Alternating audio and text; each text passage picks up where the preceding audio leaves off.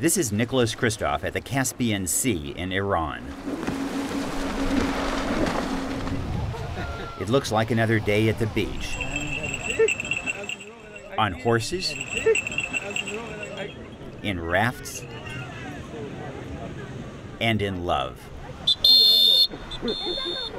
But in a land ruled by an Ayatollah, there are a few extra house rules. Number 1, don't flash any forearm. It must be kind of humiliating for an adult woman to be called over by police and say, cover your arms. Where in the world doesn't one get annoyed by this? Yes, we're sick and tired of it. Rule number 2, women who actually want to wear a swimsuit must go beyond this wall to the women-only beach. Rule number 3, if you're a man, don't try to sneak a peek around that wall. The authorities are onto you.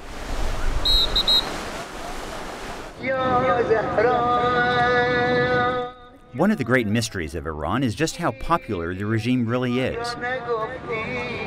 The government told me it has strong support across the rest of the country. And to test that claim, I took a 1,700-mile road trip through farmlands and into factories, from mini metropolises to ancient cave dwellings. Many human rights activists are in jail today, and others said it would be too dangerous to meet me. So I set out to try to take the pulse of the country by talking to ordinary Iranians, asking them as many questions as possible.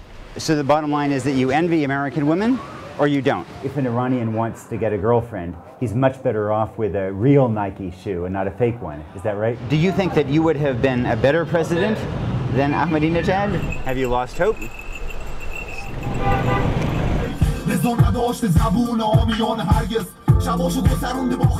This can be a very dangerous place for an American. And for Iranians, and for anybody else who ventures out on these roads. The truth is that Iranian drivers are some of the craziest in the world. The traffic fatality rate here is 20 times the global average. And there's one official highway sign I'm glad my driver ignored. It says, "Death to America." Iran, as ancient Persia, was once the capital of the world. But it has been something of a pariah since the Islamic takeover in 1979.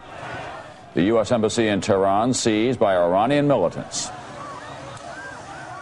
After several decades of harsh rule, the government quashed the 2009 protests in the capital, Tehran.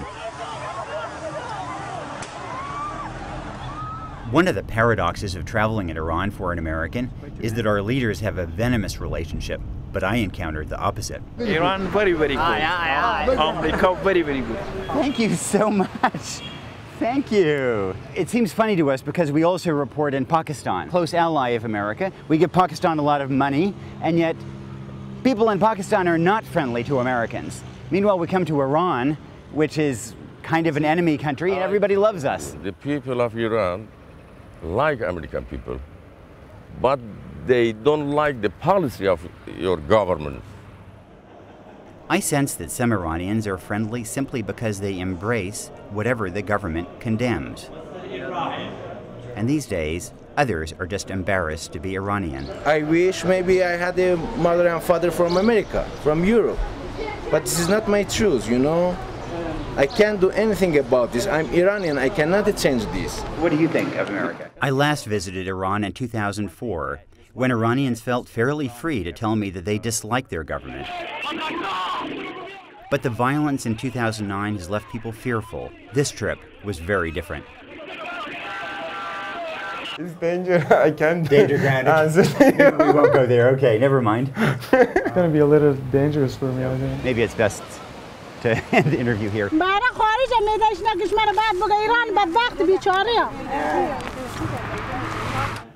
Take this young man who avoided criticizing the government. After the interview, he pulled out a fake tooth and said he lost the real one when he was beaten for protesting in Tehran. No one, he said, wants to go through that again. Why don't you want to have your face shown? And those who agreed to talk, even in our car, later changed their minds. I'm afraid. We offered to disguise their voices, and one said, "Please don't use the video. I want to have a future." The ones who will speak on camera tend to be government supporters, and yes, there are plenty of them, especially in rural areas. These laborers and farmers said they received about $3,000 in state loans when they got married. President Ahmadinejad came here twice. I wrote him a detailed letter and told him I'm a worker. He took care of me and sent me some money. I believe you. I think you are telling the truth. But I think that if people are against the system, they may not speak up. And so how can I know what people are really thinking?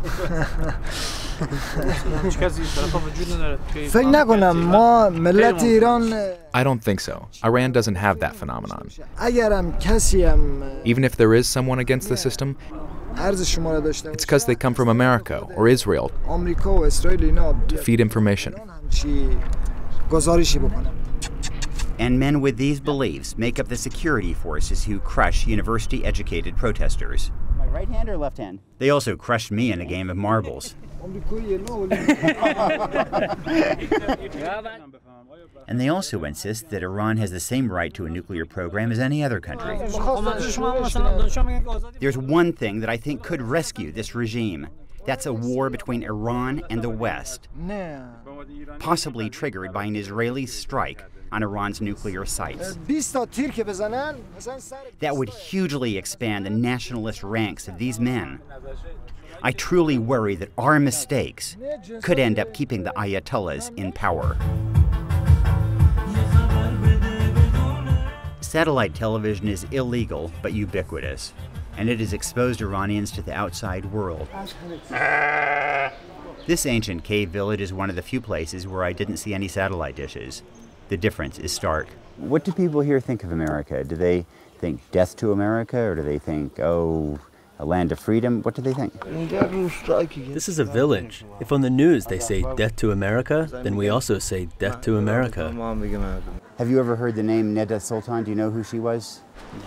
She was a young woman in Tehran in 2009 who was shot. There was a famous video of her. It was controversial. No.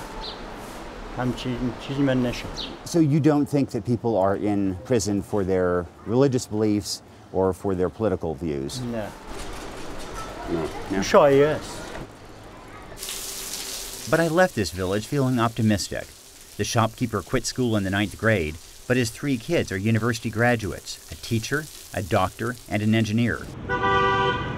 One of the things this regime has done right is to raise education standards.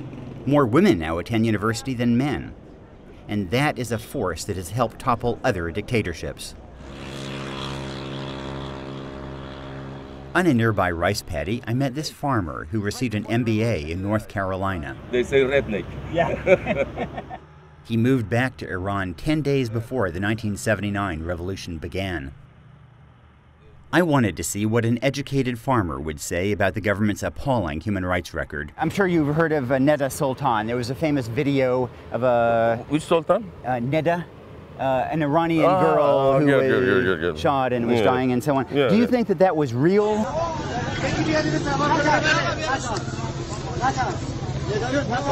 Or do you think that was faked? Maybe by accident. Yeah. Reporting in Iran feels like a scavenger hunt for the truth. The one truth across the country is Islam, and nowhere more so than in Mashhad, the country's spiritual capital for Shiites. Foreign pilgrims flock to this vast shrine. It's one of the few places in the country where you'll see people posing for tourist photos. Inside, men weep in religious fervor. I showed up unannounced at the office of a Grand Ayatollah. I wanted to understand why so many young people we met did not attend mosque. My take, when you ram anything down people's throats, there's a backlash. Among young people in Iran, faith is weak. Is that right or is that wrong? There are some people who don't act in accordance with the guidelines of their religion. Those people don't count. Many of those people who don't count are women. Yet many Iranian women don't sense that basic unfairness around them. When I asked these women about Iran's unfair inheritance laws, they sounded like a bunch of feminists. The Quran is where the state got this law from, but us women, no, we aren't happy with it. My father died, and my 4 brothers got twice as much inheritance as I did. But then they stunned me by sincerely praising the president and adding that serving men is an important part of their role as women. You are wrong. Women who wear hijab are actually free in society. Western sanctions are gumming up the engines of Iran's economy. Prices of some goods have more than doubled, and production has become nearly impossible. At his textile factory, Masoud Fatemi couldn't even import spare parts. For 2 years, it was closed down. And you were losing $500 a day. Yes. At a smaller factory, I was sad listening to how this owner recently laid off more than 70% of his workforce.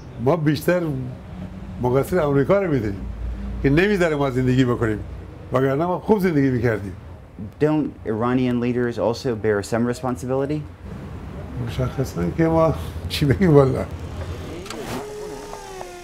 There were so many conversations like that where people directly discredit their own regime. And if we have an economic strategy that is succeeding, that's even more reason to avoid a military strike. What's your name? Pani. Okay. My name is Nicholas. In the end, it is young people who will define the future of Iran. Facebook and Twitter may be blocked, but these young people are finding ways around the bans. They're becoming more educated, more urbanized, and more critical of the regime. This music store was shut down twice in the last year. Authorities have banned movies and video games, and they've jailed filmmakers. Bloggers are in prison. The owner closed his shop before he felt safe talking. The lack of political freedom is suffocating me. Our problem is this: today's Iran is ruled by personal fiat, without regard to the guidelines of religion, without regard to the interests of the people. And if one day a path opens up, we will make our beliefs a reality.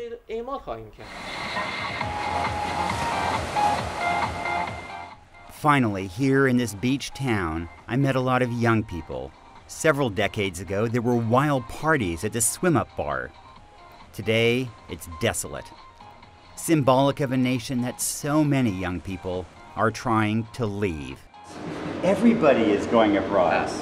Every smart young Iranian wants to go to Maybe I'm not smart, but I will not waste myself here, you know? A year and a half ago, in Egypt, nobody thought Egypt would change. Nobody thought Yemen would change. Nobody thought Syria would change. You want to say that Iran will change? Yeah. We hope so. We hope so.